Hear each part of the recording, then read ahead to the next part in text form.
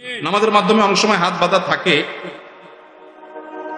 হাত বাঁধা থেকে সরিয়ে গায়ে অন্য জায়গায় চুলকানি বা হাত লাগলে নামাজ হবে কিনা, উত্তরটা বুঝিয়ে বলবেন। খুব দরকারি প্রশ্ন। আপনি নামাজের মধ্যে হাত বাঁধা আছেন, এখন ধরেন আপনার শরীরে কোনো এক জায়গায় চুলকানি লাগছে অথবা একটা মশা পড়ছে, আপনি কি করবেন? হাত ছাড়বেন না ধরে রাখবেন? সন্দেহের মধ্যে পড়ে গেছে। এই পরিস্থিতি আপনাদের জীবনে আসে না? তো কি করেন আপনারা? চিন্তা করছে কোনটা বলে ধরা খাই আবার। আচ্ছা থাক, দরকার নেই ধরা খাওয়ার, আমার থেকে শুনেন। আপনার যদি হাত বাঁধা অবস্থায় ধরেন মশা কামড় দিল বা খুব চুলকানি হয়েছে, তাহলে সেক্ষেত্রে আপনি হাত দিয়ে আস্তে করে মশা দৌড়ে দিতে পারেন, অথবা হালকা চুলকানি লাগলে চুলকায়া আপনার চুলকানির যে কষ্ট সেটা মিটায়া আবার আপনি হাত বাঁধতে পারেন, এতে কোনো অসুবিধা হবে না। আমরা মনে করি যে না, এই হাত বাঁধলে নামাজ মনে ছুটে যাবে। নামাজের মধ্যে হাত বাঁধা কি ফরজ না ওয়াজিব? হাত বাঁধাটা কি ফরজ না ওয়াজিব? সবাই ওয়াজিব বলতেছে, আপনারা ওয়াজিব মনে করেন। নামাজের এই কমন মাসালাটা আমরা অনেকে জানি না। হাত বাঁধাটা সুন্নাত। হাত যদি নাও বাঁধেন তাও কি হয়ে যাবে? সেখানে যদি আপনি একটু চুলকান, তাতে সুন্নত সামান্য সময়ের জন্য ছুটলো, নামাজ নষ্ট। অনেকে আছে যে মশা কামড়াইতে কামড়াইতে বেচারার চেহারা লাল হয়ে গেছে মশার কামড়ের জন্য, এরপরেও হাত দিয়ে দৌড়ায় না, আছে না নাই? না, এত কষ্ট করার কোনো দরকার নেই, আস্তে করে দৌড়ান। আবার তার মানে এই না যে দৌড়ানোর নাম দিয়ে আপনি মশাকে মার করে একেবারে গায়ে জোরে দিলেন, কামান মারার মতো মশা মারার জন্য কামান দাগাইলেন। তো নামাজের মধ্যে এরকম করলে আমলে কাসির হয়ে নামাজ নষ্ট হয়ে যাবে, আলতো করে সরাই দিতে হবে। অনেকে আছে মোবাইল বাজলে ওটা ধরে না, জামাতে নামাজ পুরা মসজিদে মুসল্লিদের মনোযোগ নষ্ট হয়ে গেছে, তারপরও বলে বাজলে বাজক, আমি এটা পকেটে ধরে নামাজ নষ্ট করবো নাকি? তো সবার নামাজের মনোযোগ নষ্ট করে ফেলা, এটা ঠিক না। আপনি আলতো করে যে বাটনটা টিপলে মোবাইলের গলা চিপ দিয়ে ধরা হবে, ওই বাটনটা আপনি টিপ দিয়ে দেন। বুঝেন নাই কথা? প্রত্যেকে যার যার মোবাইলের বাটন কোথায় আছে আন্দাজ অনুমান করতে পারেন কি পারেন না? যদি এমন কোন জায়গায় হয় যে না, এটা যেমন আপনি নিচের এখানে নামাজ দাঁড়াইছেন, এখন দাঁড়ানো অবস্থা বাইজে গেছে, এখন আপনি ফিরে এসে এটা বন্ধ করতে পারবেন না, তাহলে বাঁচতে দেখ। কিন্তু পকেটে আছে, আস্তে করে চাপ চুপ দিয়ে এখন এটা টিপটু দিয়ে বন্ধ করেন। যদিও উচিত হলো আগে থেকেই কি করা, সাইলেন্ট বা বন্ধ করে নামাজ পড়া। অতএব এই বিষয়গুলোকে এত টাইট করে দেখার কোনো সুযোগ নাই। রমজান মাসে দেখা যায় হাফেজ সাহেবরা অতি দ্রুত কোরআন তেলাওয়াত করে, এটা কি ঠিক? আবার অনেকে অনেক ইমাম সাহেব এত তাড়াতাড়ি রুকু সিজদা করে, পেছনে বয়স্ক মুরব্বীরা ইমামের সাথে রুকু সিজদা করতে পারে না, এ ব্যাপারে কি বলবেন? ভাই রমজান মাস আসতেছে সামনে, নামাজ কোন জি গতিতে হবে, 4G না 5G? বলে 6G। আসলেই তাই। নামাজ, তারাবি নামাজ যত তাড়াতাড়ি পড়তে পারে আমরা মনে করি হাফেজ, মাশাআল্লাহ, তুফুর, ঠিক না? ঠিক।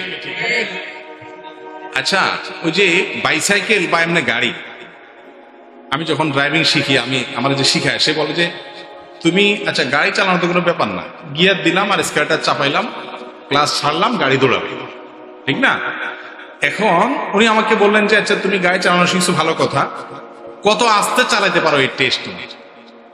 তো নতুন যারা গাড়ি চালানো শিখে দেখেন আস্তে চালাতে পারে, কোনটা চালাতে পারে? জোরে চালাতে পারে। আচ্ছা গাড়িটা তো একটু দূরবর্তী মেসাল, সাইকেলে আসেন। সাইকেল প্রথম যখন সাইকেল চালানো শিখে একটু প্যাডেল দিয়ে কোন রকম যদি সাইকেলটারে হাঁটাইতে পারে, তো দেখবেন যে শিখায় ও পিছনতে দৌড়ায় ধরতে পারে, ঠিক না? ঠিক। আর যে খুব এক্সপার্ট সাইকেলে, সে দেখবেন যে একজন হেঁটে হেঁটে যাচ্ছে, বাচ্চার পাশ দিয়ে সাইকেলকে খুব ধীরে ধীরে নিয়ে যেতে পারে, ঠিক না? ঠিক। তো এইটা যেরকম ঠিক, একইভাবে কোরআনে কারিমের তেলাওয়াত ধীরে ধীরে সুন্দর করে পড়তে পারা, এটা সবাই পারে না, এটা এক্সপার্টরা পারে। আর হুলস্থুল করে তুফান মিল করে পড়া, এটার জন্য তেমন যোগ্যতার প্রয়োজন হয়। বিশেষ করে তোতা পাখি মার্কা হাফেজ কি পড়ে না পড়ে বুঝে টুঝে না, এরা হুলস্থুল করে পড়াটা অনেক বেশি তাদের জন্য উপযোগী এবং উপকারী মনে করে, তারা ওটাকে সহজ মনে রাখবেন। তারাবির নামাজটার নামই হলো তারাবি, মানে বুঝেন তারবিহাতুল বহু বছর, মানে কি? আরাম করে করে ধীরে ধীরে পড়া। আর আমাদের গোটা জীবনের যত নামাজ আছে এর মধ্যে সবচেয়ে তুফান মিল নামাজই হলো, এটা ঠিক না ভাই? আপনি তুফান মিল মার্কা খতম তারাবি দেওয়ার চাইতে ধীরে ধীরে পড়েন, কোটা কোরআন খতম না দিলেও ভালো। কথা কি বুঝাতে পারছি? আর রুকু সিজদা, বিশেষ করে তারাবিতে তো হাফেজ সাহেবরা এমন ভাবে রুকু থেকে উঠে দাঁড়াইতে না দাঁড়াইতে আবার দৌড়, মনে হয় যে কোনো আর্মির ট্রেনিং চলতেছে। মনে রাখবেন, এরকম নামাজ হলে নামাজই হবে না তারাবিতে পরের কথা। এক তাজবি পরিমাণ আপনি দাঁড়ান না, নামাজই হবে না। অতএব তাড়াহুড়া করে নামাজ পড়ার অভ্যাস আমাদের ছাড়তে হবে। আমি একটা কথা বলি, তারাবিতে ধীরে ধীরে পড়া, তাড়াহুড়া করে পড়া পার্থক্য কি জানেন? 5 মিনিটে, সর্বোচ্চ 10 মিনিট। 10টা মিনিট বাড়ায় দেন, দেখবেন যে পুরো নামাজটা সুন্দর হয়ে গেছে। শয়তান যেভাবে বুঝায়, মনে হয় যে তাড়াহুড়া করে পড়লে তাহলে কি উল্টে ফেলাবে না, আচ্ছা কিছুই হবে না, 5-10 মিনিটে কি হবে যাবে। আল্লাহ তাআলা আমাদেরকে বুঝার তৌফিক দান করুন। নামাজের মধ্যে অজান্তে যদি কোনো দোয়া ভুল হয় তাহলে কি নামাজ হবে? বুঝিয়ে বলুন। নামাজের মধ্যে যদি কোনো দোয়া ভুল হয়, দেখতে হবে কি ধরনের দোয়া। যদি আপনার সাধারণত যে রুকুর তাসবিহ আছে, সেজদার তাসবিহ আছে, দোয়া মাসুরা আছে, এই জাতীয় কোনো দোয়াতে যদি ভুল হয়, তাহলে সেক্ষেত্রে ফোকাহে আহনাফ এবং অন্যান্য ফোকাহাদের মত, যেটা আমার কাছে যেটা অধিকতর শক্তিশালী, সেই মত অনুযায়ী এই তাসবিহগুলো বা এই দোয়াগুলো ফরজ ওয়াজিব না, যাকে এগুলোতে ভুল হলেও নামাজ হয়ে যাবে। আর যদি ধরেন আপনার কথার কথা আত্মাহিয়াতু সঠিক মতো হয় নাই, সূরা ফাতিহা ঠিক মতো হয় নাই, ভুল হয়েছে, তাহলে সেক্ষেত্রে ওটা আবার পড়বেন, সঠিক করে পড়বেন। আর যদি বড় ভুল হয়ে যায়, ওইভাবে নামাজ শেষ করেন, তাহলে ওই নামাজ হবে না, কারণ এটা পড়া কি ফরজ বা ওয়াজিব।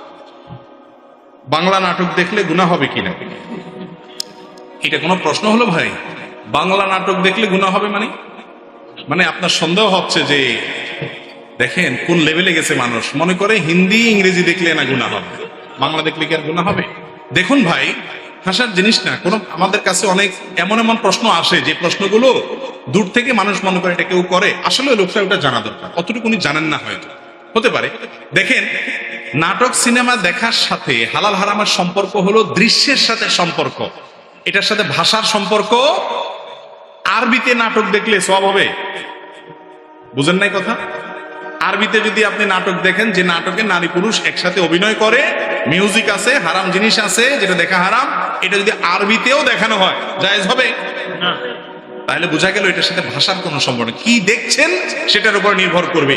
আপনি যদি কোনো পর্নোর দিকে তাকান, তাহলে সেটা দেখা কি, এবং কোনো হারাম দৃশ্য যদি দেখেন, অশ্লীল কোনো দৃশ্য যদি দেখেন, মিউজিক যদি আপনি উপভোগ করেন, তাহলে সেক্ষেত্রে সেটা কি হবে? হারাম। এর বাইরে কোনো কিছু থাকলে আলাদা হবে। আপনি ধরেন ইংরেজিতে হোক, আরবিতে হোক, বাংলায় হোক, যেটাই হোক, যেটা বাইরে দেখা যায় সেটা টেলিভিশনে দেখাও। বাইরে একজন মানুষ একজন পুরুষকে একজন পুরুষ দেখছে, হালাল না হারাম? ভাই হারাম। ঘুম বেশি আসছে ভাই। টেলিভিশনে একজন পুরুষ আর একজন পুরুষকে, টেলিভিশনের বাইরে একজন পুরুষ একজন পুরুষকে দেখছে, আমি ওনাকে দেখছি, এটা জায়েজ না না জায়েজ? তো ওনাকে যদি আমি টিভিতে দেখি, সেটাও কি? আপনি বাইরে যেটা দেখা যায় টিভিতেও সেটা, বাইরে যেটা দেখা না যায় টিভিতেও সেটা দেখা না যায়। বাহিরে একজন পুরুষ একজন নারী যার মাহরাম না, তাকে দেখা জায়েজ আছে? তাহলে টিভিতে দেখাও। টিভিতে যারা অভিনয় করতেছে মহিলারা, এরা কি আপনার মাহরাম? তাহলে তাদেরকে দেখা না যায়। অতএব নাটক বাংলায় না আরবিতে না ইংরেজিতে, এটা মুখ্য না, মুখ্য হলো কি আছে তাতে। নাটক সিনেমা মানেই হলো এই হারামগুলোর মিশেল, যার কারণে সেগুলো দেখা জায়েজ না। এগুলো ছাড়া যদি হয়, এরকম যদি থাকে কোনো এক্সক্লুসিভ কিছু, তাহলে সেটা দেখা জায়েজ হতে পারে। এরপরে প্রশ্ন হলো, রমাদান মাসের প্রস্তুতি আমরা কিভাবে নিব, দয়া করে জানাবেন। রমাদানের প্রস্তুতি আমরা কিভাবে নেই সেটা তো মোটামুটি সবাই জানে। বিশেষ করে দ্রব্যমূল্যের ঊর্ধ্বগতি চলছে, এমনি মানুষের না বিশ্বাস, আরো রমজান যখন কাছাকাছি আসবে, আমি বলি রমজানের আগে আমাদের প্রস্তুতি হলো ছোলা, চিনি, বেগুন, বেসন, সয়াবিন তেল, এগুলো কিনে আমরা গুদাম করি, মানে বাসা ভরি ফেলাই। কেন? রমজান আসতেছে, মানে খাওয়ার মাস আসতেছে, যে মাসে বেশি বেশি করে খাইতে হয়। যে মাসে আল্লাহ দিনের বেলা খানাই বন্ধ করে দিচ্ছে, ওই মাসে তো বাজার সাথে আরো কম করলে চলতো, তাই না? এমন খানা খাই আমরা যে সরকারের যারাই তখন দায়িত্বে থাকে, বেচারা হিমশিম খেয়ে যায় বাজার সামলায়, ঠিক না ঠিক? এমন খানা দেয় বাঙালি। কিরে ভাই, রমজান মাস কি খানার মাস না খানা ছাড়ার মাস?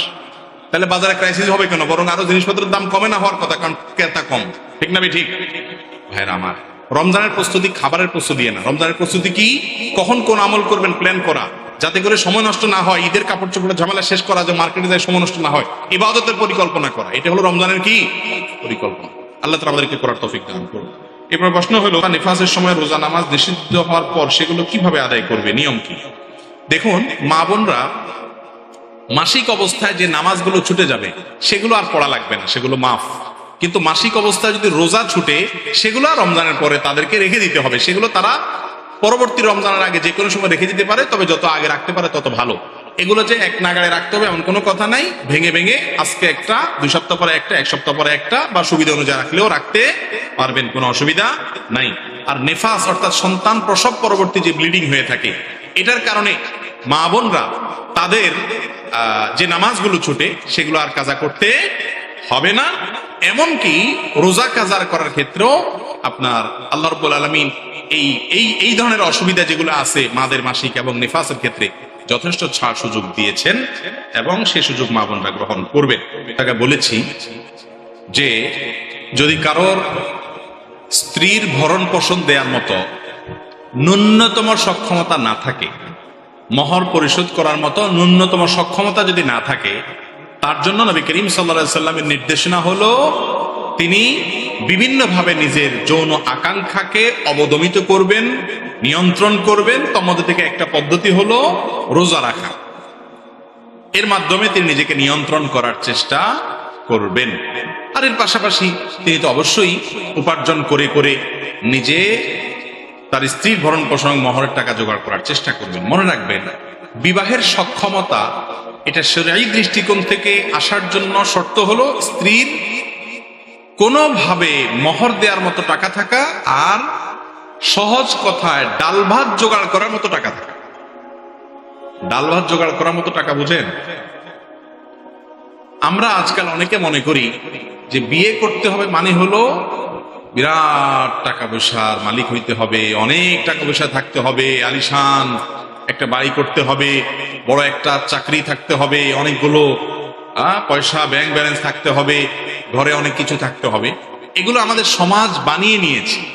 শরীয়তের দৃষ্টিকোণ হলো একজন যুবক বিবাহের উপযুক্ত, তিনি যখন প্রাপ্তবয়স্ক হবেন, তিনি যখন বালেগ হবেন, তিনি যদি ভরণ পোষণ দেওয়ার মতো মোটামুটি যেটাকে আমরা বলি ডাল ভাতের ব্যবস্থা করার মতো ক্ষমতা যদি তার থাকে, তাহলে এই বেচারার বিয়ের সামর্থ্য আছে। এখন সমাজ বলবে না না, তোমার সামর্থ্য এখনো হয় নাই, নিজের পায়ে দাঁড়া। এই পায়ে দাঁড়ানোর মানেটা যে কি, এটা এক এক মুরব্বীরা, এক এক বাপ মারা এক একটা বুঝেন।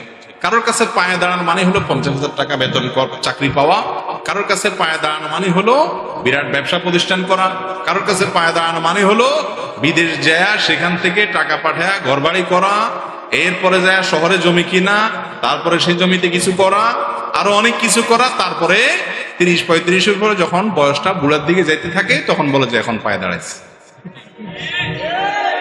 মনে রাখবেন, বিবাহ যত কঠিন হবে ব্যভিচার তত সহজ হবে। অতএব ব্যভিচার মুক্ত সমাজ গড়তে যুবকদেরকে সময় এবং উপযুক্ত হওয়ার পর বিয়ে দেওয়ার কোনো বিকল্প নাই।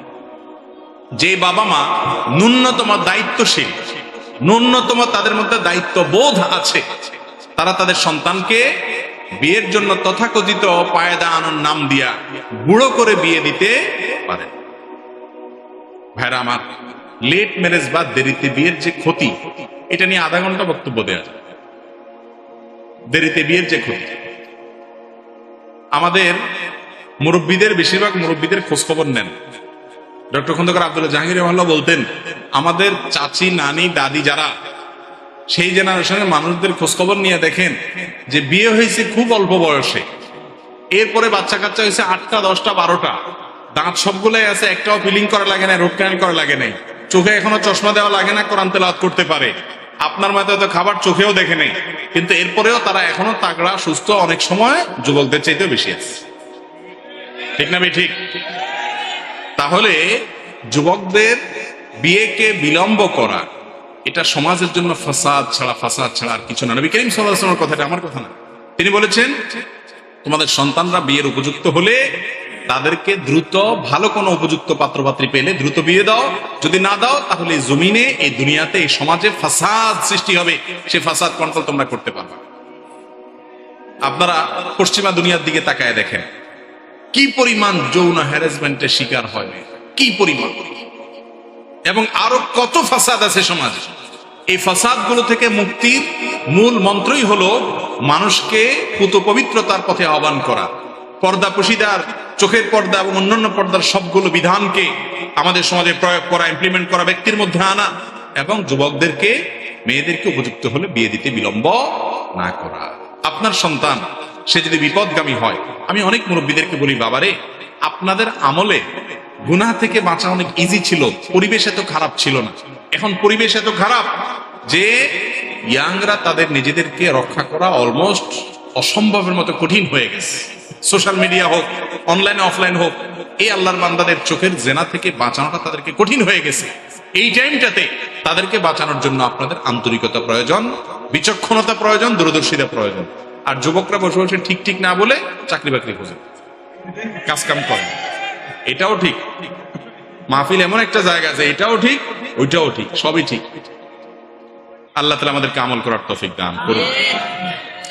এরপরে প্রশ্ন হলো, আলজেরিয়ায় মায়ের সেবা না করার কারণে 3 ভাই একসঙ্গে তাদের স্ত্রীকে তালাক দিয়েছে। এ ব্যাপারে আপনার বক্তব্য? ভাই, এই বিষয়টা নিয়ে সম্ভবত নেট দুনিয়াতে বেশ আলোচনা সমালোচনা হচ্ছে যে কোন একটা আরব কান্ট্রিতে 3 ভাই, তাদের 3 জনের স্ত্রী তাদের মায়ের সেবা করতে অস্বীকৃতি জানিয়েছে যে আমরা সেবা করব না। সেই জন্য তারা 3 ভাই মিলে একই সঙ্গে 3 স্ত্রীকে তালাক দিয়ে দিয়েছে, এবং এর কারণে গোটা দুনিয়াতে আলোচনা হচ্ছে। কেউ প্রশংসা করছেন, কেউ সমালোচনা করছেন। আসলে কি বিষয়টা প্রশংসা করার মতো নাকি সমালোচনা করার মতো? আরে ভাই, আমি তো শুনতে চাই না আপনাদের কাছ থেকে। যাই হোক, আপনারা যত দ্রুত কিছু মানুষ প্রশংসা বলে ফেলছেন, আবার কিছু মানুষের সাথে সমালোচনা করে বলবেন, এটা আমাদের একটা সমস্যা। এটা হলো আজকালকার সাধারণ মানুষের আমাদের কি একটা সমস্যা। আমরা যে কোনো বিষয়ে মন্তব্য করতে দেরি করি না। আরে ভাই, সেই আলজেরিয়ার ঘটনা বা যে দেশেরই হোক ঘটনা, সেখানকার ঘটনা কি ঘটেছে? এই 3 মহিলা তারা সেবা করতে অস্বীকৃতি জানিয়েছে, শুধু কথা এটুকু না, তাদের আচার আচরণ কি তারা করেছে না করেছে, আর তাদের দোষ কতটুকু, এই ভাইয়েরা কতটুকু সেটাকে নিয়েছে। এখানে কি ভাইদের বাড়াবাড়ি সীমা লঙ্ঘন নাকি তাদের কোনো ত্রুটি, মূল বিষয় কি সেটা পরিপূর্ণভাবে না জেনে এই ঘটনার উপরে মন্তব্য করা, তাদের কার ভুল কার ত্রুটি এটা বের করা, এটা অত্যন্ত কঠিন একটা কাজ। ফেসবুক আর সোশ্যাল মিডিয়ার এই যুগে আজকাল কোনো কিছু পাইলেই হইল, একটা মন্তব্য না দিলে কি আর হয়? আমরা একটা মন্তব্য দিয়ে, ঠিক না ঠিক? আহা, যদি এই মন্তব্যের ওজন বুঝতাম। আমি এই ঘটনার কথা বলছি না, যে কোনো ইস্যুতে মন্তব্য করাটা আমাদের সবচাইতে সহজ কাজ হয়ে গেছে আজকে। অথচ তাহসাবুনাহু হাইয়িনা ওয়া হুয়া ইনদাল্লাহি আযীম। বিশেষ করে কোনো মানুষের উপরে অভিযোগ আরোপ করার বিষয় যখন আসবে, এই বিষয়টাকে তোমরা খুব হালকা মনে করো, অথচ এটা আল্লাহর কাছে অনেক বড় বিষয়। যাই হোক, এখানে মূল ঘটনা কি ঘটেছে আমি জানি না, অতএব পুরো ঘটনা না জেনে মন্তব্য করতে পারবো না। বেশিরভাগ ক্ষেত্রে আমরা ঘটনা না জেনে মন্তব্য করি। একটা এক্সাম্পল দেই, আমাদের দেশে কোনো রোড অ্যাক্সিডেন্ট হলে, যেই কোনো রোড অ্যাক্সিডেন্ট, সেটা বাস চাপা হোক অথবা ছোট কোনো প্রাইভেট গাড়ি চাপা হোক, রোড অ্যাক্সিডেন্ট হলে বিশেষ করে গাড়ি চাপা যদি কোনো মানুষ মারা যায়, পথচারী মারা গেলেন, কথার কথা, গায়ের নিচে পড়ে কোনো মানুষ মারা গেছে বা মারা যায় না, আহত হয়েছে, এই গাড়িতে যদি কোনো মানুষ চাপা পড়ে, আমাদের দেশের মানুষ এই ঘটনার পর যত মানুষ দেখে জানে শুনে সবাই চোখ বন্ধ করে একটা কমেন্ট করে দেয়, মন্তব্য করে দেয়, সেটা কি? ড্রাইভারের দোষ, ঠিক না ঠিক? অথচ আমার ব্যক্তিগত অবজারভেশন যে এই জাতীয় ঘটনায় ড্রাইভারের দোষ থাকে, এটা ঠিক। বেশিরভাগ ঘটনায় পথচারীদের দোষ থাকে। একটা গাড়ি, ওই বেচারা ব্রেক দিতে তার সময় লাগে, অনেক সময় হুট করে দৌড় দিলেন, ব্রেক দিয়ে কুলাইল না, তখনও দোষ আপনি ড্রাইভারের দিয়ে দিলেন। আমরা জেনে না জেনে, বুঝে না, হ্যাঁ এটা ঠিক যে ড্রাইভারদের দোষ হয়, হিউজ অনেক পরিমাণ দোষ হয়, কিন্তু গাড়ির নিচে চাপা পড়লেই চোখ বন্ধ করে ড্রাইভারের দোষ দেওয়া, ড্রাইভারের ধরে উত্তম মধ্যম দেওয়া, এটা তো আমাদের একটা সিস্টেম পরিণত হয়ে গেছে, ঠিক না ঠিক? ভাইরা আমার, এরকম অনেক ক্ষেত্রে আমরা মন্তব্য না জেনে করে থাকি। যাই হোক, যেটা বলছিলাম, মায়ের খেদমত করে না স্ত্রী, মায়ের সেবা করে না, অর্থাৎ স্ত্রী তার শাশুড়ির সেবা করে না, শ্বশুর সেবা করে না, এই অজুহাতে স্বামী তার স্ত্রীকে তালাক দিবে কিনা, অথবা মা বাপ যদি নির্দেশ করে বউকে তালাক দিয়ে দাও, দিবে কিনা? এর উত্তর হলো, প্রথমত স্ত্রীর উপরে শরীয়তের পক্ষ থেকে সরাসরি শ্বশুর শাশুড়ির খেদমত করা আবশ্যক বা ফরজ ওয়াজিব না হলেও, মানবিক এবং নানা দিক থেকে স্বামীর প্রতি আনুগত্যের জায়গা থেকে, স্বামীর প্রতি ভালোবাসার জায়গা থেকে তার বাবা মা সাধ্য অনুযায়ী সেবা করা উচিত। আর কিছু না হোক, বড়কে সম্মান করা, বড়কে সেবা করা, এটা ইসলামের নির্দেশ কি নির্দেশ না?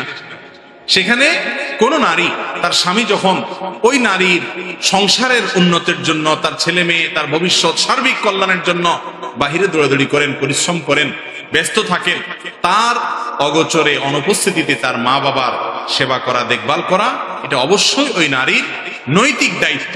শরীয়ত ফরজ ওয়াজিব না করলে কি হবে?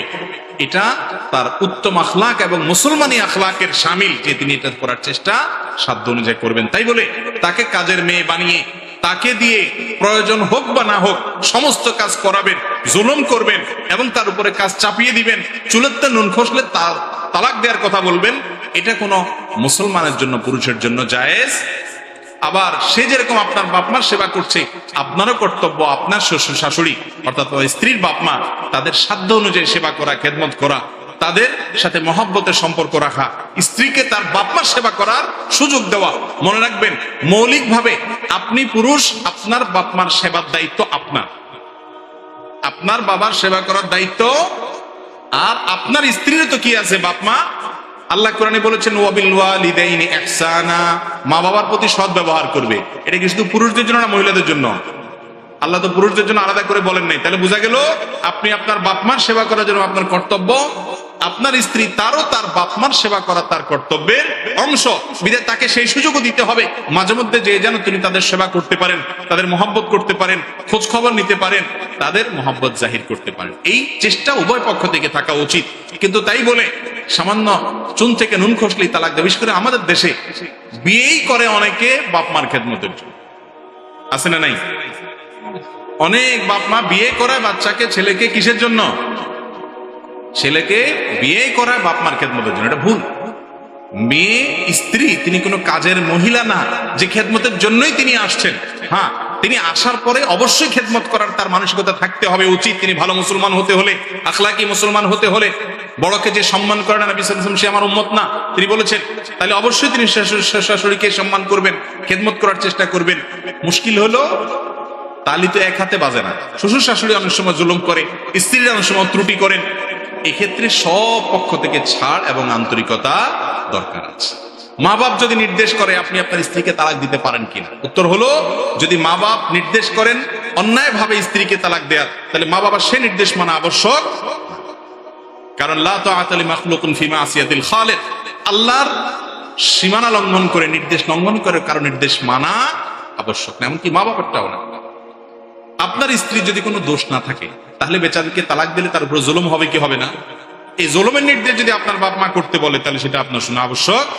আপনি বলবেন ইব্রাহিম আলাইহিস সালাম নির্দেশ করেছেন, ওমর রাদিয়াল্লাহু আনহু নির্দেশ করেছেন। এর উত্তর হলো ইব্রাহিম আলাইহিস সালাম আল্লাহর নবী ছিলেন, ওমর রাদিয়াল্লাহু আনহু নবী করিম সাল্লাল্লাহু আলাইহি ওয়াসাল্লামের খলিফা ছিলেন। তিনি পরিস্থিতি পর্যবেক্ষণ করে যে নির্দেশ দিয়েছেন সেটা তার সন্তানের জন্য উপযোগী। আজও যদি কোনো বাপ মা যৌক্তিক এবং প্রয়োজনীয় নির্দেশ সন্তানকে দেন, তাহলে সেক্ষেত্রে সেই নির্দেশ আপনি মানবেন। কিন্তু আপনি কোনো যৌক্তিক গ্রাউন্ড দেখছেন না, শুধুমাত্র মা বাপের ব্যক্তিগত অপছন্দের কারণে স্ত্রীকে তালাক দিতে বলে। অনেক সময় মেয়ে পছন্দ হয় না, বস তাইলে বলে তালাক দিয়ে দেয়। মা বাপ ডিস্টার্ব করে ছেলেকে, আছে না নাই? তো এইরকম ভাবে ডিস্টার্ব দিয়ে বা সন্তানকে চাপ দিয়ে স্ত্রীকে তালাক দেওয়ানো ওই মুরব্বীদের জন্য নাজায়েজ কাজ, আর ছেলেও সেটা শোনা কি হবে, নাজায়েজ কাজ। কথা কি বুঝতে পারছি? অতএব এই আলজারিয়ার ঘটনা যারা সমালোচনা করছেন, যারা প্রশংসা করছেন, আমি মনে করি তাদের বেশিরভাগ লোকই ভুলের মধ্যে আছেন এই জায়গাটাতে, যে একটা সংক্ষিপ্ত ঘটনা কি ঘটেছে না ঘটেছে একেবারে কাছাকাছি না গিয়ে অথবা পুরো ঘটনার বিবরণ না জেনে মন্তব্য করা কঠিন। তবে হ্যাঁ, এটুকু আমরা মৌলিকভাবে বলতে পারি, মা বাবার সেবা করা ছেলেদেরটা ছেলেদের উপরে, মেয়েদেরটা মেয়েদের উপরে আবশ্যক। আর শ্বশুর শাশুড়িটা করাটা হলো নৈতিক দায়িত্ব, করা উচিত, ঈমান এবং আখলাকের দাবি, মুসলমানের চরিত্রের দাবি। কিন্তু না করলে তার জন্য শরীয়তের পক্ষ থেকে কোনো পানিশমেন্ট নাই, কিন্তু বেয়াদবি যেন না করে, তাদের কষ্টের জন্য কারণ না হয়। তবে ভালো মুসলমান হওয়ার জন্য এই খেদমত করার বিকল্প নাই।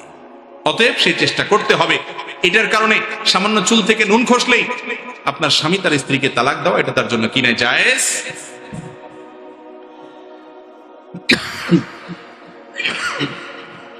এরপর প্রশ্ন হলো, স্বামী স্ত্রীর অধিকার নিয়ে কোরআন সুন্নাহর আলোকে বলবেন।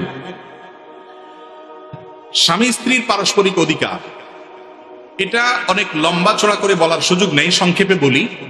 একজন স্বামী তার উপর তার স্ত্রীর অধিকার এবং পাওনা হলো তার সাথে সুন্দরভাবে দিনাতিপাত করবেন, তার সাথে ছোট লোকের মতো আচরণ করবেন না, তার সাথে গালমন্দ দিবেন না, তার সাথে ব্যবহার খারাপ করবেন না। আল্লাহ কোরআনে বলেছেন ওয়াশিরুহুন্না বিল মারুফ, তোমরা তোমাদের স্ত্রীদের সাথে সুন্দরভাবে যথাযথভাবে ভালোভাবে বসবাস করো, খারাপ ভাবে বসবাস করিও না।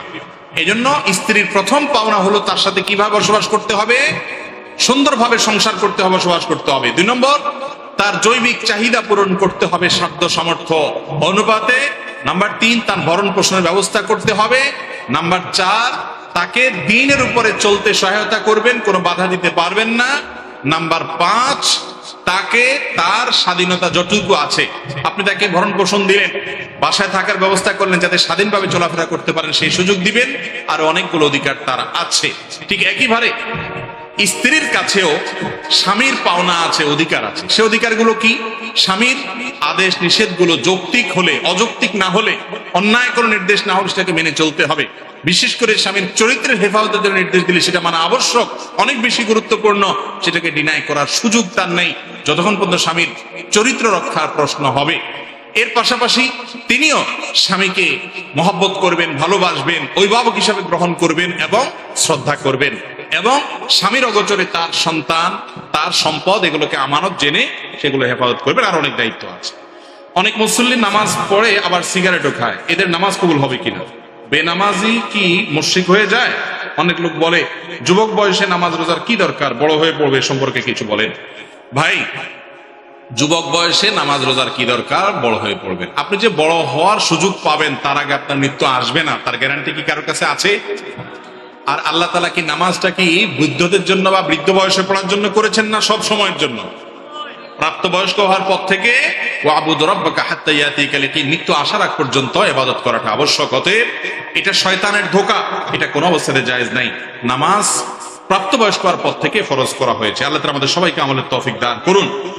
আর বেনামাজি এই ব্যক্তি কি অমুসলমান কিনা, এটা নিয়ে অনেক ওলামাদের মত হলো সে অমুসলমান হয়ে যায়। আমরা অনেকে এটা জানি না।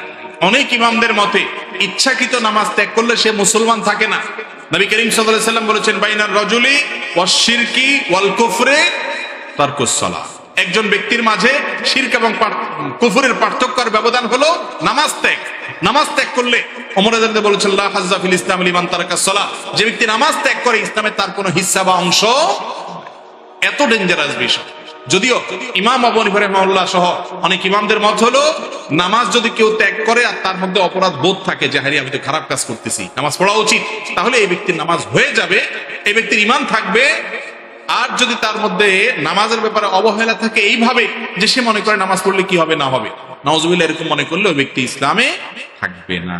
আল্লাহ আমাদেরকে নিয়মিত নামাজ আদায় করার তৌফিক দান করুন। এরপর প্রশ্ন হলো, আমি একজন স্ত্রী, আমার অজান্তে আমার স্বামী আমাকে তালাক দেয়, আমার পরিবারও আমার স্বামীর পরিবার উভয় পক্ষ জানতো বিষয়টা, কিন্তু আমি স্ত্রী জানতাম না। এখন এইটা কি তালাক হয়ে গেছে? যদি হয়ে থাকে তাহলে আমি কিভাবে আবার তার স্ত্রী বলে দাবি করতে পারবো? প্রথম কথা হলো, দেখেন, তালাকের মাসআলা এই ধরনের প্রশ্নোত্তরের সংক্ষিপ্ত সেশনে জানার চেষ্টা করবেন না।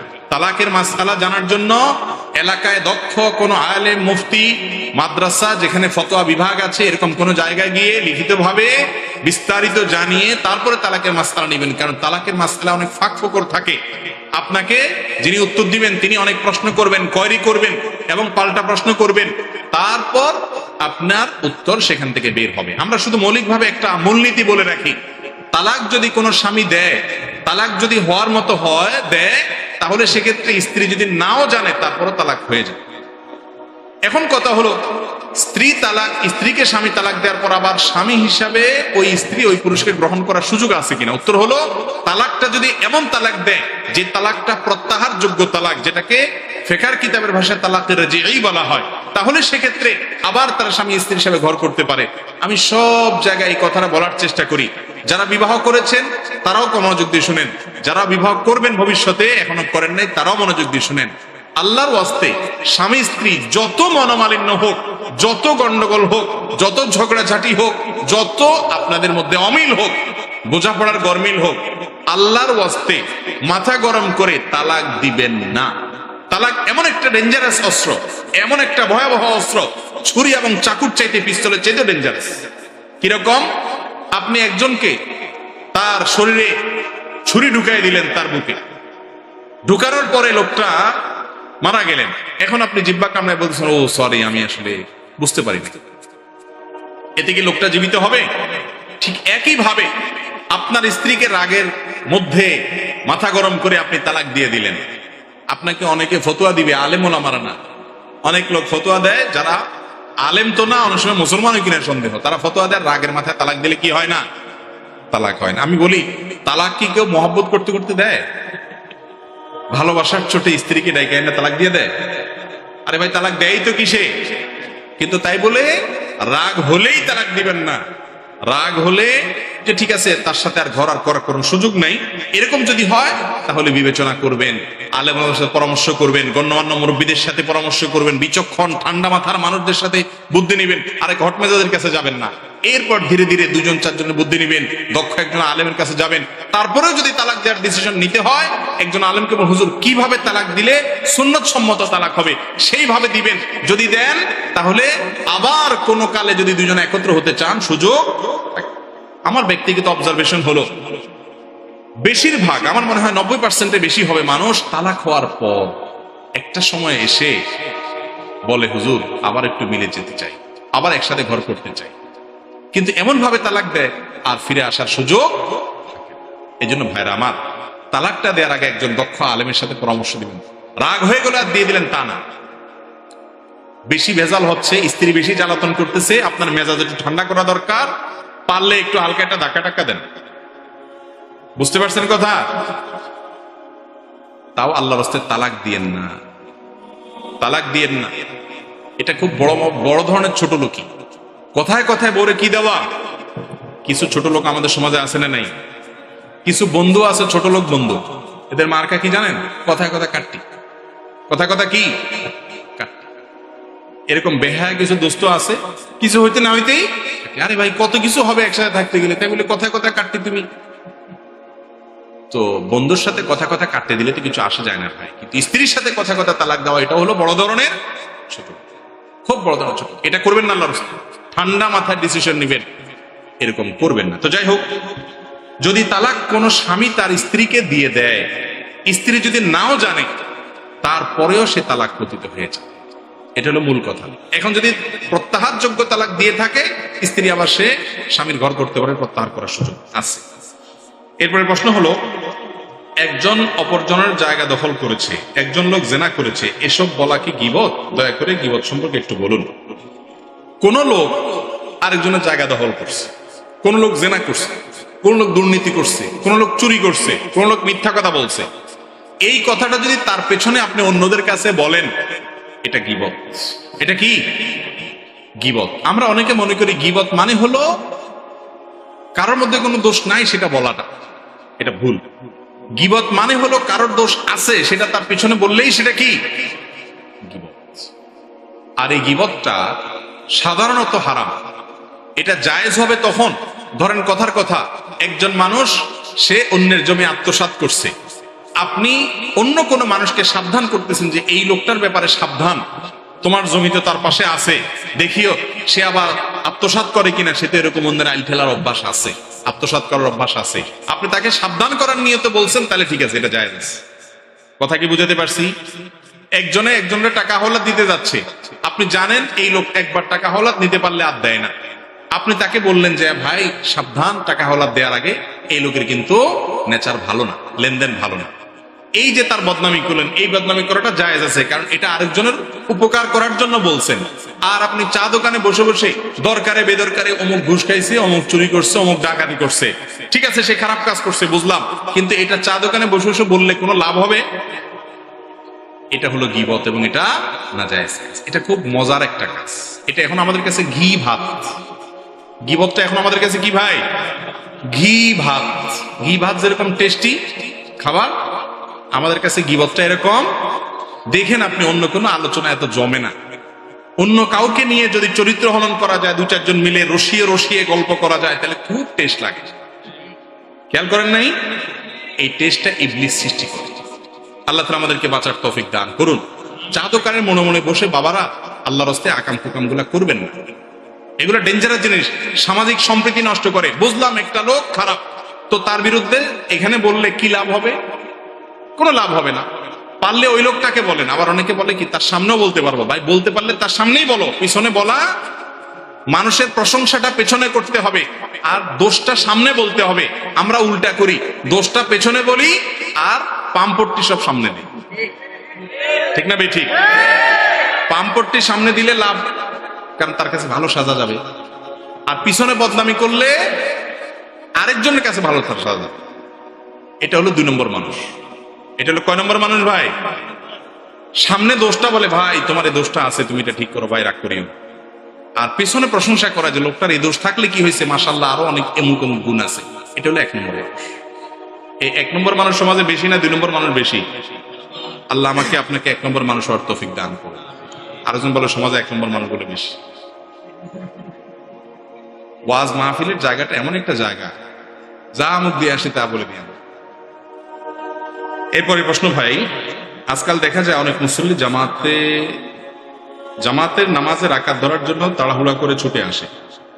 দেখেন সহিহ মুসলিমের হাদিসে নবী করিম সাল্লাল্লাহু আলাইহি ওয়াসাল্লাম বলেছেন যে তোমরা যখন নামাজের জন্য যাবা, জামাতে নামাজ ধরার জন্য মসজিদের দিকে যাবা, ফামশু আলাইকুম বিসাকিনা, তখন এমন ভাবে হাঁটবা যে তুমি সভ্য শান্ত শিষ্ট ভাবে যাবা, ধীরে ধীরে যাবা, খুব রবের সাথে যাবা, ঠান্ডা মাথায় যাবা। আমরা কি করি? দৌড়াইতে থাকি। বিশেষ করে ইমাম সাহেব যদি রুকুতে যায় তো তার কোনো কথাই নেই। রুকুতে গেলে তখন কি হয়?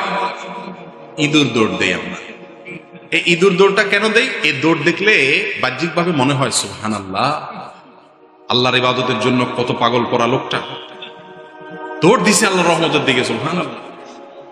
আসলে এর একটা ভিন্ন দিকও হতে পারে, দিনের প্রতি কারোর আগ্রহ। বেশিরভাগ ক্ষেত্রে এই দৌড়টা হলো যে ওই রাকাতটা ধরতে না পারলে ভেজাল আবার পড়া লাগে, এই জন্য রুকুতে ধরতে পারলে বেঁচে গেলাম। এটা অনেক মানুষের মধ্যে থাকার সম্ভাবনা আছে না নাই? অতএব এটা ভালো জিনিস না। নবী করিম সাল্লাল্লাহু আলাইহি ওয়াসাল্লাম বলেছেন, ফামা আদরাকতুম ফাসাল্লু ওয়া মা ফাতাকুম ফাতিম্মু, তুমি আস্তে আস্তে হেঁটে হেঁটে মসজিদে যাও, নামাজের দিকে যাও। এরপরে যে কয় রাকাত পড়বা সেই রাকাত পড়বা, যেগুলো ছুটে যাবে সেগুলো কাজা করবা। কিন্তু তাড়াহুড়া, ভাই তাড়াহুড়া করলে কি সমস্যা? অনেক সমস্যা হতে। একটা হলো অ্যাক্সিডেন্ট করতে পারেন, আপনি পড়ে যেতে পারেন, বিপদ হতে পারে। আরেকটা হলো তাড়াহুড়া করে গিয়ে হাঁপাইতে হাঁপাইতে নামাজে দাঁড়ালে মনোযোগ হবে? শ্বশুর বাড়ি যাওয়ার সময় কি করুন, কিরকম যান? বিশেষ করে প্রথম প্রথম বিয়ের পর নতুন নতুন যখন যান, কেমনে যান? যেমনে আসেন না আসেন, আশেপাশে সেলুন টেলুন থাকলে যায় আয়নাতে ভালো করে দেখে সব ফিটফাট ফিটফাট আছে কিনা, এরপরে সাহেবের মতো আস্তে আস্তে টনটনায় যান, তাই না? এগুলো তো খুব ভালো বোঝেন। আজ পর্যন্ত কোনো জামাই দেখছেন শ্বশুর বাড়িতে আর দৌড়াইতে দৌড়াইতে এসে হাঁপাইতে হাঁপাইতে যায় হাজির হয়েছিলেন? দেখছেন কেউ? তো সেগুলো তো ভালো বোঝেন। সেখানে আচ্ছা শ্বশুর বাড়ি বাদ দেন, আপনার এমপি সাহেবের সাথে আপনি এটা সাক্ষাতের সুযোগ পাইছেন, একটা চান্স পাইছেন একজন মন্ত্রীর সাথে সাক্ষাতের, আপনি আসতে তো দেরি হয়ে গেছে, এই জন্য দিচ্ছেন দৌড়, দৌড়ায় ডাইরেক্ট যায় হাঁপাইতে হাঁপাইতে সালাম দিচ্ছেন। এভাবে করবেন আপনি? আগে হাঁপানি টাপানি থাকলেও তো সেটা দূর করে তারপর ঢুকবেন, ঠিক না? ঠিক। তো আহকামুল হাকিমিন আল্লাহ রাব্বুল আলামিনের সামনে দাঁড়াবেন আপনি, সেখানে আপনার কত বেশি দৃঢ়স্থিরতা, সেখানে কত বেশি নম্রতা ভদ্রতার প্রকাশ হয়, সেভাবে হাঁটা উচিত। বিধায় এভাবে তাড়াহুড়া করা উচিত। আমাদের দেশে মানুষ মরার পর লাশ কাঁধে করে নেওয়ার সময় কালিমায়ে শাহাদাত পাঠ করে, এর বিধান কি?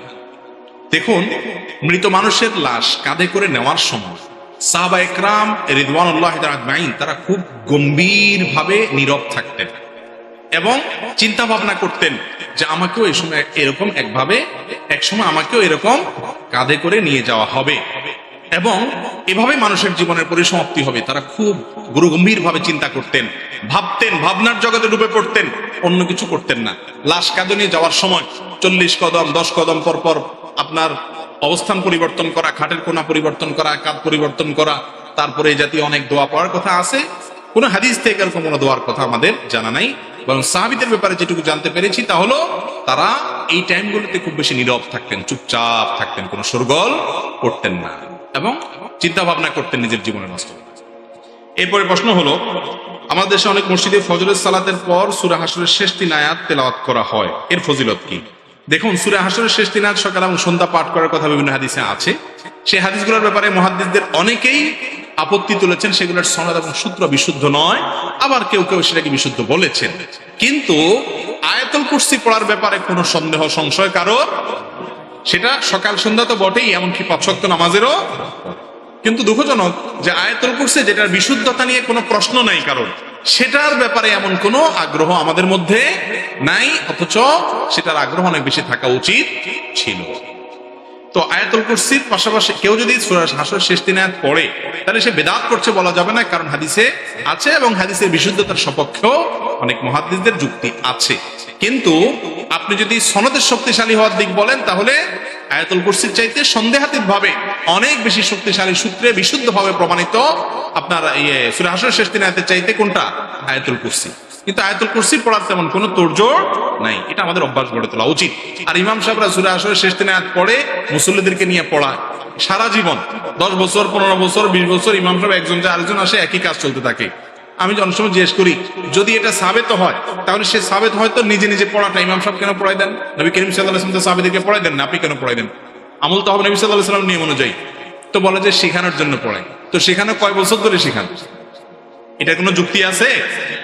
অতএব ইমাম সাহেবরা সুন্নাহ সম্মত বিষয়গুলো মুসল্লিদেরকে তালকিন করাবেন এবং মুখস্থ করতে উদ্বুদ্ধ করবেন, সারা জীবন মুখে মুখে ধরে ধরে একটা পড়ে দিবেন, এটা সঠিক না। আমাদের দেশে অনেক বড় বড় ওয়াজ মাহফিলে বক্তারা ঐক্য হওয়ার কথা বলে, কিন্তু বাস্তবে বড় বড় আলেমদেরকে এক হতে দেখি না। এ বিষয়ে আপনি কি বলেন? ভাই দেখেন, এ বিষয়ে আমরা এর আগে অনেকবার বলেছি, ঐক্য যদি মনে করেন যে সব হুজুর একমতে আসা যাবে, এটা কিয়ামত পর্যন্ত সম্ভব? যতজন তত মত, মানুষের সবার মত এক হয়ে যাবে, এটা সম্ভব না, আর এটা প্রয়োজনও নেই। ডক্টর খন্দকার আব্দুল্লাহ জাহাঙ্গীর রাহিমাহুল্লাহ বলতেন, ইত্তেহাদ মাআল ইখতিলাফ, বৈচিত্র্যপূর্ণ ঐক্য, বৈচিত্র্যময় ঐক্য। তার মানে আপনার একমত হবে, আমার আর একমত হবে, তারপরে মৌলিক বিষয় আমরা এক, সেদিক থেকে আমরা কি থাকবো? এক থাকি। অনেক বিষয়ে মানুষের ভিন্ন মত থাকা সত্ত্বেও ঐক্যমতে আসতে পারে কি পারে না মৌলিক বিষয়ের উপরে, সেই চেষ্টাটা থাকতে হবে। আমি তো বলি যে ঐক্য সে অর্থে, যে অর্থে আপনারা মনে করেন সবাই এক কাতারে চলে আসা, ওইটা যতটা দরকার তার চেয়ে বেশি দরকার হলো পরমত সহিষ্ণুতা, অন্যকে ধৈর্য করা, অন্যকে সহ্য করার মানসিকতা থাকা। অতএব সেটা আমাদের মধ্যে আনতে হবে। আলেমরা বটে, অনুসারীরাও আমরা কম যাই না, এক হুজুরের ভক্ত আরেক হুজুরের বিরুদ্ধে লাগে, আছে না নেই? ফেসবুকে জিহাদ করে এক হুজুরের পক্ষ হইয়া আরেক হুজুরের বিরুদ্ধে। আমি তো বলি, কাউকে কটূক্তি করা, কাউকে গালমন্দ করা, কাউকে আক্রমণ করা, কাউকে বাজে ট্যাগ লাগানো, অমুকের দালাল টাল ইত্যাদি বলা, এই কাজগুলো করাটাকে যদি আপনি ইসলামের খেদমত মনে করেন, সেটা ফেসবুকে করেন বা অন্য যেখানেই করেন, যদি এই কাজগুলোকে আপনি ইসলামের খেদমত মনে করেন, তাহলে আপনার ইসলামের শিক্ষক পরিবর্তন করা উচিত। আপনি যার কাছ থেকে ইসলাম শিখেছেন ওই লোকটাকে পরিবর্তন করতে হবে, কারণ সে আপনাকে যে পথ শিখিয়েছেন ইসলামের পথ না, এটা মুহাম্মদ সাল্লাল্লাহু আলাইহি ওয়াসাল্লামের পথ না। আপনি সুন্দরভাবে মানুষকে নসিহা করবেন, সংশোধন করবেন, তাই বলে বাজে মন্তব্য করা যাবে।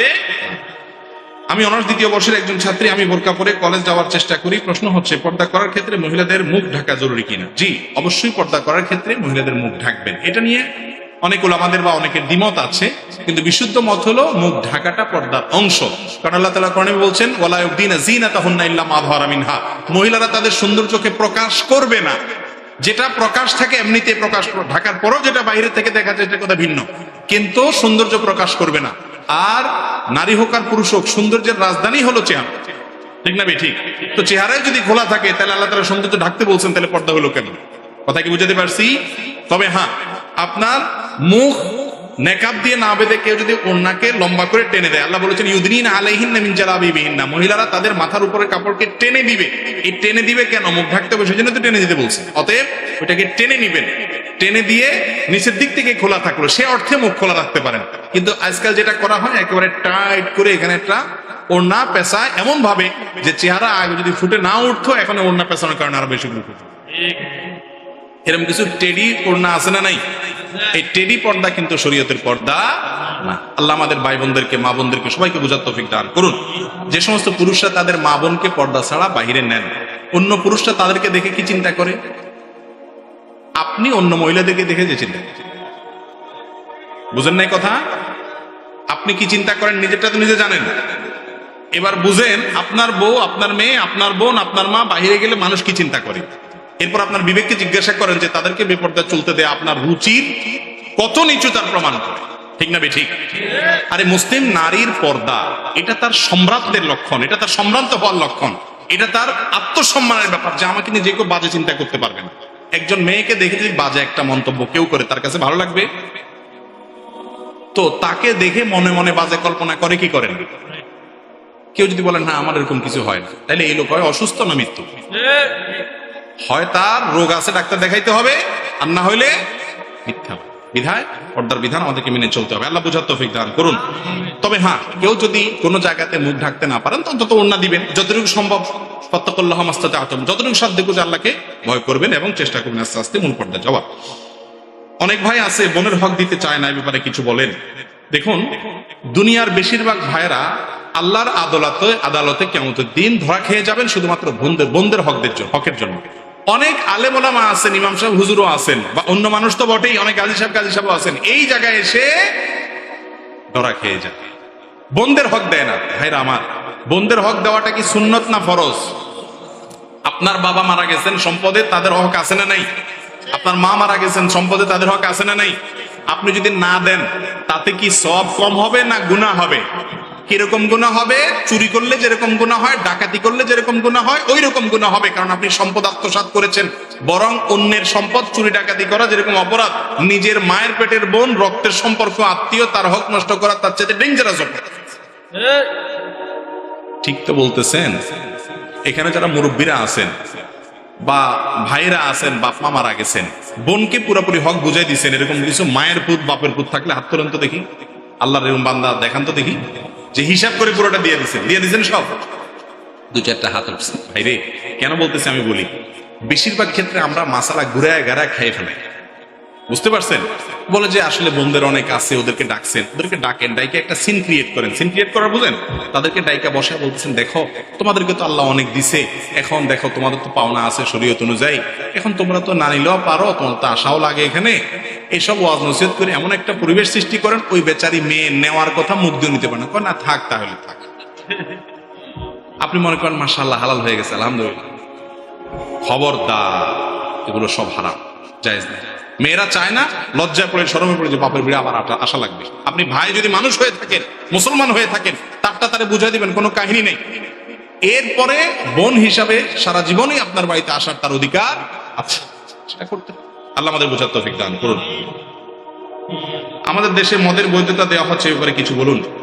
এ ব্যাপারে আমরা এর আগেও বলেছি, এখনো বলছি। দেখুন, 21 বছরের বেশি বয়স হলে যে কেউ, ঢাকা শহর তো বটেই, অন্যান্য শহরগুলোতেও লাইসেন্সধারী মদের দোকানে গিয়ে মদ পান করতে পারবে। এই আইন যেটা পাশ হতে যাচ্ছে সম্ভবত, পত্রপত্রিকা দেখেছি আমি, তো এই আইন যদি হয়, তাহলে এই দেশে তরুণ সমাজ যতটুকু নষ্ট আছে, এই নষ্ট হওয়াটার ধারা আরো কয়েক গুণ বেড়ে যাবে।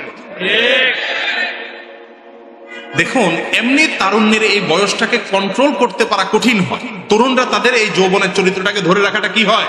কঠিন হয়। সেখানে এই সমস্ত বিষয়গুলো তরুণদেরকে আরো নষ্ট করে দিবে। এই জন্য আমরা উদাত্ত আহ্বান জানাবো আইন প্রণয়নকারী ভাইদের প্রতি, বোনদের প্রতি, আল্লাহর ওয়াস্তে আল্লাহকে ভয় করুন। আমাদের সমাজটা এখনো ভালো আছে। অযথা অকারণে তরুণদেরকে মাদক নিয়ন্ত্রণের নামে মাদক ছড়িয়ে দিবেন না, বিষ হাতে তুলে দিবেন না। ঘরে ঘরে অশান্তি, জনে জনে অশান্তি, যুবকদের অনেকে নষ্ট হয়ে যাচ্ছে। এদেরকে আর বাকি নষ্ট হওয়ার পথ দেখাবেন না। আল্লাহর ওয়াস্তে এই জায়গা থেকে সরে আসেন। এই আইন এর সপক্ষে এদেশের মানুষের 90% মানুষ, আমি মনে করি, এই আইনের বিরুদ্ধে। ঠিক না? ঠিক। প্রত্যেকটা জেলা প্রত্যেকটা অঞ্চলে মদের বার খুলুক। আপনারা চান? কার প্রয়োজনে দরকার? জেলায় জেলায় মদের বার কিসের প্রয়োজনে দরকার? মাদক নিয়ন্ত্রণ নয়, মাদক নির্মূল করতে হবে। মাদক সমাজকে সুস্থ স্বাভাবিক করে না অসুস্থ করে? কেন 21 বছর বয়স হলে তাকে মদের সুযোগ কেন দিতে হবে? এমনিতেই তো নিয়ন্ত্রণ করা যাচ্ছে না।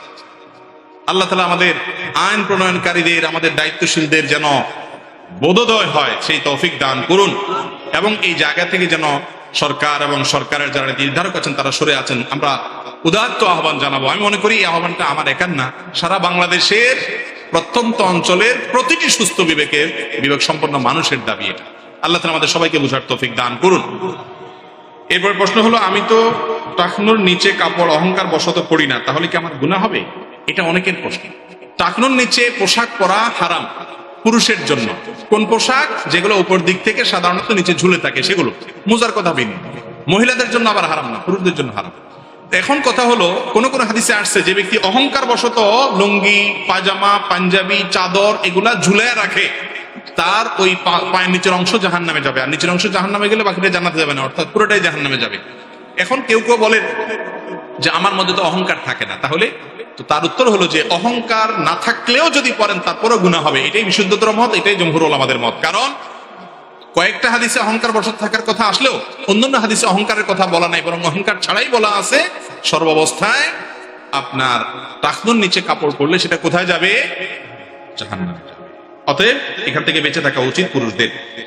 আর সম্প্রতি বোধহয় অনেক গবেষণা থেকে প্রমাণিত হয়েছে যে এটা পুরুষের পুরুষত্ব কমিয়ে দেয়। অনেকগুলো আর্টিকেল পড়েছি আমি, সংশ্লিষ্ট বোদ্ধা মহল লোকেরা আরো ভালো বলতে পারবেন। বিধায় এটা কোনো ভালো জিনিস না। একটা জিনিস দেখবেন, কোরআন হাদিসে যেটা নিষেধ করছে শয়তানটা আমাদের দিয়ে বেশি করা। মেয়েদেরকে বলা হয়েছে তাদের যত ঢেকে ঢেকে থাকবে তত ভালো, টাকনু টাকনু সহ তারা ঢেকে থাকবে, তাই না? আর পুরুষরা টাকনুর উপরে পড়বে। এখন দেখবেন পুরুষদের প্যান্ট সব কোথায়? টাকনুর নিচে, আর মহিলাদের গুলা মানে কোরআন হাদিস যা বলা আছে তার হুবহু কি করতে হবে? উল্টাটা করতে হবে। বুঝাই গেছে এই সভ্যতা, এই সংস্কৃতি বিনির্মাণের পিছনে সবচেয়ে বড় অবদান হলো ইবলিসের। ইবলিস আমাদের সমাজটাকে সেভাবে গড়ে তোলার চেষ্টা করছে। আল্লাহ তাআলা আমাদেরকে বুঝার তৌফিক দান করুন।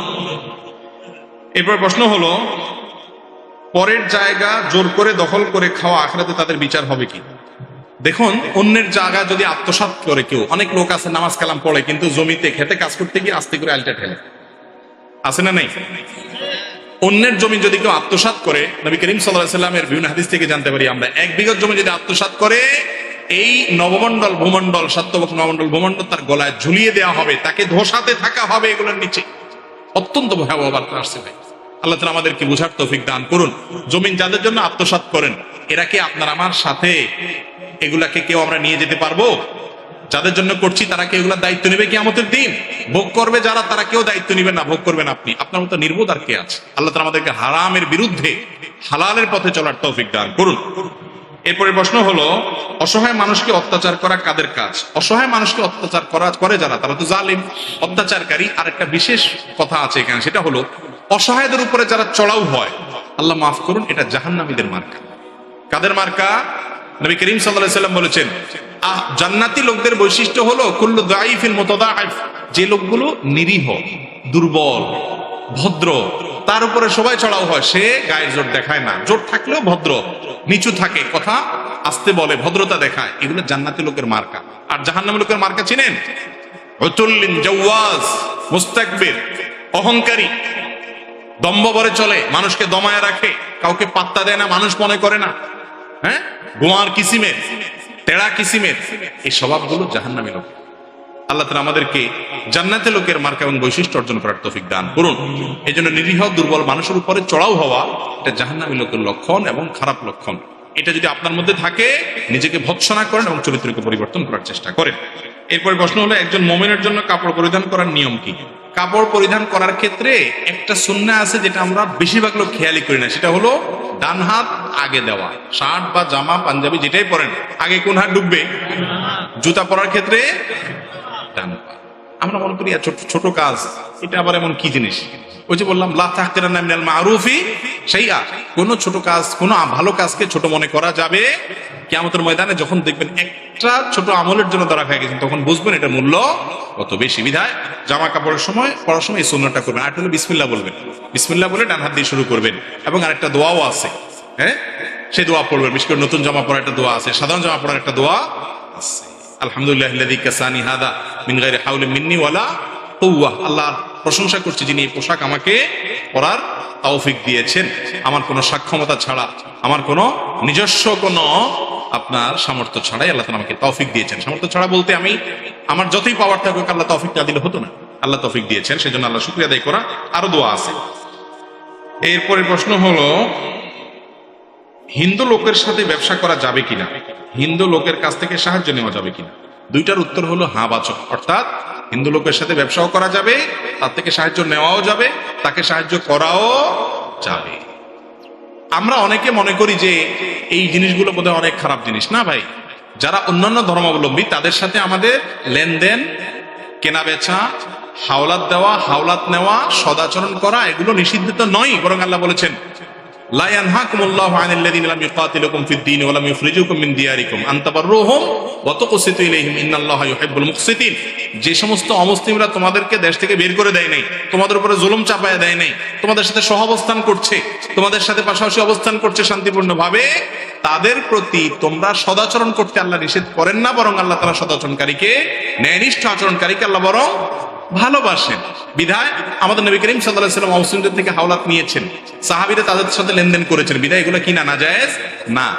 নাজায়েজ যে বিষয়টি সেটা হলো আপনি অন্তরের অন্তঃস্থলে ওই ব্যক্তিকে জায়গা দেওয়া যে ব্যক্তি আপনার রবের অস্তিত্বের স্বীকৃতি দেয় না, কিন্তু এজ এ মানুষ তার সাথে সৌহার্দ্যপূর্ণ আচরণ, সুন্দর ব্যবহার এবং সকল কায়কারবার তার সাথে করার সুযোগ, কায়কার বলতে আর্থিক যে কায়কারবার, এগুলো করার সুযোগ আছে। প্রতিবেশী হিসেবে তার খোঁজ খবর নেবেন। নবী করিম সাল্লাল্লাহু আলাইহি ওয়াসাল্লামের একজন কাজের লোক ছিল সম্ভবত ইহুদি, তিনি অসুস্থ হওয়ার পর নবী সাল্লাল্লাহু আলাইহি ওয়াসাল্লাম তাকে দেখতেও গেছে। এখন যদি কোনো ইমাম সাহেব কোনো হিন্দু ড্রাইভার রাখে কোনো হুজুরে, কি করবেন আপনারা বলেন? আমার নবী করিম সাল্লাল্লাহু আলাইহি ওয়াসাল্লাম যে ইসলাম দিয়ে গেছেন সেখানে ভিন্ন ধর্মাবলম্বীদের সাথে সহাবস্থান, সৌহার্দ্যপূর্ণ অবস্থানের নির্দেশ আছে না নাই? আছে। আমরা সেটাকে মনে করি অনেক খারাপ কাজ, আর তার চাইতে খারাপ কাজ যেটা জিগরি দুজ বানায় থাকা, সেটা করে বসে থাকে। আল্লাহ আমাদের বোঝার তৌফিক দান করুন। আমাদের সমাজে প্রায় দেখা যায় রমজান মাসে মুরব্বীরা সারাদিন রোজা রেখে ইফতারের পর সিগারেট খায় এবং পরবর্তীতে রোজাগুলো রাখে। তাদের রোজাগুলো কি হচ্ছে ইসলাম সেরকম জানতে চাই। এটা কি শুধু মুরব্বীরা করে? আপনাদের নরসিংদীর শুধু মুরব্বীরা করে? তাহলে এই মুরব্বীদের খোঁচাটা মারা যুক্তিটা কি? দেখেন, হয়তো যিনি দেখছেন তার বাপ চাচা কেউ একজন করে, এই জন্য খোঁচাটা ওইভাবে মারছে বেচারা। এগুলো তো প্রশ্ন না, এক একটা আলপিন আর কি। আমার হাতে আলপিন ধরা দিয়েছেন, হুজুর আপনি এর এক খোঁচা দেন, এর এক খোঁচা দেন, আল্লাহ মাফ করুক। দেখেন, মুরব্বী হোক আর যুবক হোক, যেই হোক না কেন, রমজানের রোজা আমরা কেন রাখি বলেন তো? উদ্দেশ্য কি? আরে ভাই, এটা তো ফাইনাল উদ্দেশ্য, প্রাইমারি উদ্দেশ্য বলেন, প্রাথমিক উদ্দেশ্য বলেন। একটা মুখস্থটা বলে দিলেন ভাই। দেখেন, যে কোনো ইবাদতের একটা আছে ফাইনাল টার্গেট, একটা আছে প্রাইমারি টার্গেট। আমরা ওযু করি কেন? পবিত্রতা অর্জন করি, হয় নামাজ পড়বো, না কোরআন তেলাওয়াত করবো, না তওয়াফ করবো, ঠিক না? এর ফাইনাল টার্গেট হলো আল্লাহর সন্তুষ্টি। তো রমজানের রোজারও একটা প্রাইমারি টার্গেট আছে, একটা ফাইনাল টার্গেট আছে, একটা প্রাথমিক উদ্দেশ্য আছে, একটা চূড়ান্ত লক্ষ্য আছে। রোজার প্রাথমিক লক্ষ্য জানেন না 90-95% রোজাদার। রোজার প্রাথমিক উদ্দেশ্য আল্লাহ কোরআনে বলেছেন, কুতিবা আলাইকুমুস সিয়াম কামা কুতিবা আলাল লাযিনা মিন ক্বাবলিকুম লাআল্লাকুম তাত্তাকুন। তোমাদের উপরে সিয়াম ফরজ করা হয়েছে, তোমাদের পূর্ববর্তীদের উপরে ফরজ করা হয়েছে যেন তোমরা মুত্তাকি হতে পারো। তাহলে রোজার উদ্দেশ্য কি হওয়া? মুত্তাকি কাকে বলে? যার অন্তরে আল্লাহর ভয়ে, আল্লাহর আদেশ নিষেধের প্রতি আজমত এবং বড়ত্বের কারণে হারাম থেকে বেঁচে থাকার চেতনা যার অন্তরে আছে, এর বলে কি? মুত্তাকি। রমজানের রোজার উদ্দেশ্যই হলো যাতে করে আমাদের ভিতরে আল্লাহর ভয়ে হারাম ছাড়ার চেতনা তৈরি হয়। কেউ রমজান মাসে রোজা রাখলো, কিন্তু তার ভিতরে আল্লাহর নিষিদ্ধ কাজ না করার যে চেতনা, এটা তার মধ্যে তৈরি হলো না, এটা সে নাথিং মনে করে, হারাম কাজ সে তার আগের মতোই করে, তাহলে এই ব্যক্তির রোজার প্রাথমিক উদ্দেশ্য সফল হলো না। আর প্রাথমিক উদ্দেশ্য যদি কোনো ইবাদতে সফল না হয়, চূড়ান্ত উদ্দেশ্য সফল হবে না। এই জন্য রমজানে রোজা রেখে যদি আপনি বিড়ি সিগারেট খান, খারাপ কাজ করেন, শুধু বিড়ি সিগারেট কেন, অনেক ঘুষখোর আছে, আমি শুনছি যে ড্রয়ার খুলা ওই ঘুষ দাতাকে বলে, ভাই এখানে রেখে দেন, রোজা আছি তো ইফতার করে নেব। বুঝতে পারছেন? ড্রয়ার খুলে দেয় অফিসে, বলে ভাই রোজা আছি তো এখানে রাখি দেন আপনি, আমি ইফতারের পরে ধরবো। এখন রোজা রেখে ধরবো না, তাহলে রোজা নষ্ট হয়ে যাবে, হুজুর বলছে। বুঝতে পারছেন কথা? তো এই টাইপের তাকওয়া যদি হয়, আপনি দিন ধরে রোজা রাখলেন, সন্ধ্যার পরে আপনি রেলগাড়ির ধোয়ার মতো আপনি একটার পর একটা ছাড়তে থাকলেন বিড়ি সিগারেট খায়, ভাইরা আমার, তাহলে আপনার রোজার উদ্দেশ্য হাসিল হয় নাই। অন্তত কমায়া কমায়া আস্তে আস্তে নিজে ভালোর দিকে আসতে হবে। আল্লাহ আমাকে আপনাকে সবাইকে রমজানের রোজার যে উদ্দেশ্য আছে, সেই উদ্দেশ্য পূরণ করে রোজা রাখার তৌফিক দান করুন। জাযাকুমুল্লাহ খাইর।